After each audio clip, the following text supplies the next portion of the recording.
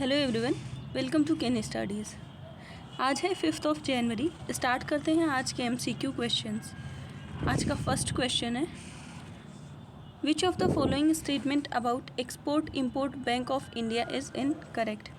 आपसे भारतीय निर्यात आयात बैंक के बारे में कौन सा कथन गलत है, ये पूछा गया है। आपका फर्स्ट स्टेटमेंट है, it is an specialized financial institution wholly owned by the government of India. Second, Exim Bank extends line of credit to overseas financial institutions, regional development banks and sovereign governments. Third, pre-shipment credit is provided by the bank in foreign currency, a loan to import raw materials and other inputs for export production. आपसे incorrect statement पूछा गया है और इसमें आपका option हो जाएगा option C.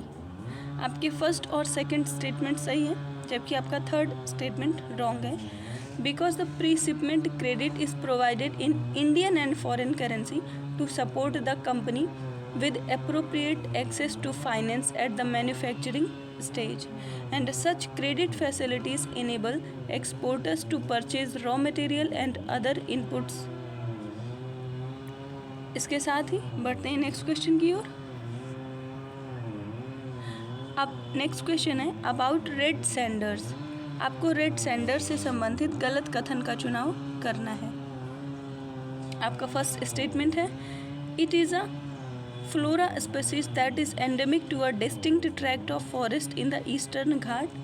Second, this tree is valued for the rich red color of its wood and strong aroma. Third, it is usually grows in rocky, degraded and fallow lands with red soil and hot and dry climate. Fourth, it is classified as endangered under IUCN and is protected under Schedule 4 of wild life protection act of 1972। आपसे इससे संबंधित गलत कथन पूछा गया है और आपका रॉन्ग ऑप्शन हो जाएगा ऑप्शन सी। आपका फर्स्ट, थर्ड और फोर्थ ऑप्शन सही है, जबकि आपका सेकंड स्टेटमेंट रॉन्ग है। Because red Sanders is valued for the rich red colour of its would. The wood is traditionally considered not aromatic. The tree is not to be confused with the aromatic sandalwood trees that grow natively in southern India. और ये सही है कि इसको endangered घोषित किया गया है under IUCN and it comes under Appendix 2 of CITES. बढ़ते हैं नेक्स्ट क्वेश्चन की ओर। In which year will India be invited as the focal country at Madrid international book fair. आपसे पूछा जा रहा है किस वर्ष भारत मैड्रिड अंतर्राष्ट्रीय पुस्तक मेला में केंद्र देश के रूप में आमंत्रित किया जाएगा। आपके ऑप्शंस हैं 2024, 2025, 2026 या 2027। और इसमें आपका करेक्ट ऑप्शन हो जाएगा ऑप्शन बी 2025। तो इंडिया को इनवाइट किया जाएगा 2025 में एज फोकल कंट्री और इसको अनाउंस किया है ambassador of Spain to the country Jose Mario ने। बढ़ते हैं नेक्स्ट क्वेश्चन की ओर। Which country joined International Solar Alliance in February 2023। आपसे पूछा जा रहा है किस देश ने फरवरी 2023 में अंतर्राष्ट्रीय सौर गठबंधन को ज्वाइन किया है। आपके ऑप्शंस हैं Republic of Congo, Equatorial Guinea, Cameroon या गैबन। और इसमें आपका करेक्ट ऑप्शन हो जाएगा option A Republic of Congo फरवरी में इंटरनेशनल सोलर अलायंस को ज्वाइन किया है।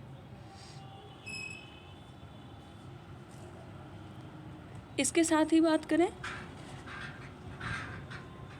तो इंटरनेशनल सोलर अलायंस जो है ये एक नोडल एजेंसी है to implement one sun one world and one grid, और इसको लॉन्च किया गया था by prime minister of India and president of France on 30 November 2015 at the conference of parties, जिसको हम कहते हैं COP21, along with 121 solar resource rich nations. इसका हेडक्वार्टर गुरुग्राम में है। बात करें रिपब्लिक ऑफ कॉन्गो की तो इसकी कैपिटल है ब्राज़विले। बढ़ते हैं नेक्स्ट क्वेश्चन की ओर। India launched the initiative on critical and emerging technologies with which country. आपसे पूछा जा रहा है भारत ने किस देश के साथ महत्वपूर्ण और उभरती प्रौद्योगिकियों का पहल शुरू की। मतलब भारत ने ये पहल किस देश के साथ मिलकर शुरू की, आपसे ये पूछा जा रहा है। आपके ऑप्शंस हैं इजराइल, फ्रांस, यूएसए या जर्मनी। और आपका करेक्ट ऑप्शन हो जाएगा option C, USA. So national security advisor Ajit Doval launched the US India initiative on critical and emerging technologies along with his American counterpart Jake Sullivan. बढ़ते हैं next question की ओर। As per the economic survey 22-23 what is the estimated economic growth rate in 23-24। आपसे आर्थिक सर्वेक्षण 2022-23 के अनुसार 23-24 में अनुमानित आर्थिक विकास दर कितनी रहेगी, ये पूछा गया है। आपके ऑप्शंस हैं 5.5%, 6%, 6.5% या 7%। और इसमें आपका करेक्ट ऑप्शन हो जाएगा ऑप्शन सी, 6.5% रहने की उम्मीद है। The range of growth is projected between 6 and 6.8%, while India is expected to be $5 trillion economy by 2025 and 26। इसके साथ ही बात करें तो IMF in its world economic outlook, उसमें IMF ने अपडेट किया है India GDP forecast for financial year at 6.8%। बढ़ते हैं नेक्स्ट क्वेश्चन की ओर। The budget session of parliament begin on 31 January 2023 and will run continue till. आपसे पूछा जा रहा है संसद का बजट सत्र 31 जनवरी 2023 को शुरू हुआ और ये कब तक चलेगा। आपके ऑप्शंस हैं 6 अप्रैल, 10 अप्रैल, 12 अप्रैल या 15 अप्रैल। और इसमें आपका करेक्ट ऑप्शन हो जाएगा ऑप्शन ए, ये 6 अप्रैल तक चलेगा। बढ़ते हैं नेक्स्ट क्वेश्चन की ओर। Which state launched the first survey of migrants. आपसे पूछा जा रहा है किस राज्य ने प्रवासियों का पहला सर्वेक्षण शुरू किया है। आपके ऑप्शंस हैं झारखंड, ओडिशा, बिहार या उत्तराखंड। और इसमें आपका करेक्ट ऑप्शन हो जाएगा ऑप्शन ए, झारखंड ने प्रवासियों का पहला सर्वेक्षण शुरू किया है। बढ़ते हैं नेक्स्ट क्वेश्चन की ओर।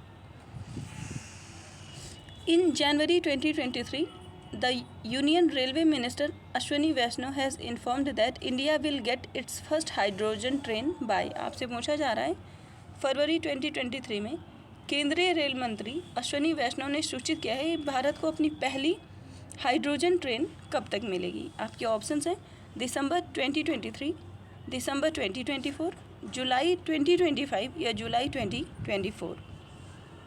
और आपका करेक्ट ऑप्शन हो जाएगा ऑप्शन ए, दिसंबर 2023। तो रेलवे मंत्री के द्वारा ये कहा गया है कि दिसंबर 2023 तक भारत को अपनी पहली हाइड्रोजन से चलने वाली ट्रेन मिल जाएगी। आज के करंट अफेयर सेशन में इतना ही। धन्यवाद।